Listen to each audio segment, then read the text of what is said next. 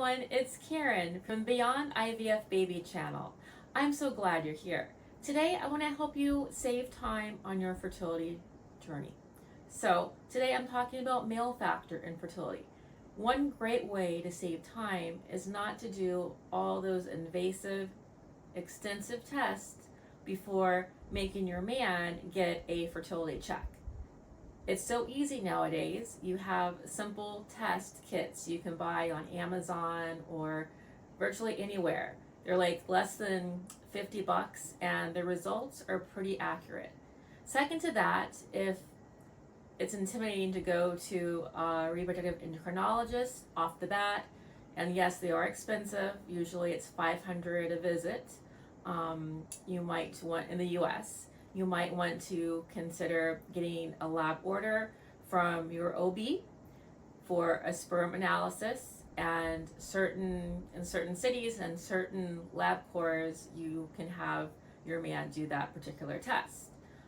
There's different things you can do in terms of the how. You can either collect at home and you have a limited time where it has to get to the lab, otherwise the results are invalid, or you can collect in office, which at the reproductive endocrinologist, there's a room and magazines, and he can do the deed. So those are really the two options in terms of doing it with a lab and or doing it with the reproductive endocrinologist. Of course, whether you get good results or not with at-home tests, you want to follow up. It gives you some insights. I'm encouraging you not to do every test under the sun because maybe your man says, well, I already have kids, so I'm fine, or I know I'm fine, it must be you. Whatever kind of excuse it could be, make sure once you start getting tests done, as in blood test, start getting him to get tested. Don't make it be 2+ years and then it's like, okay, the RE doesn't know why I'm not getting pregnant, so must be sperm.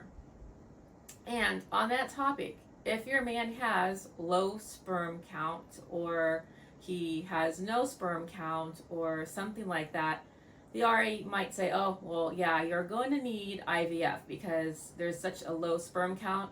The only way you would be able to get a girl pregnant is if you were dating an 18-year-old. Well, that's not necessarily the case.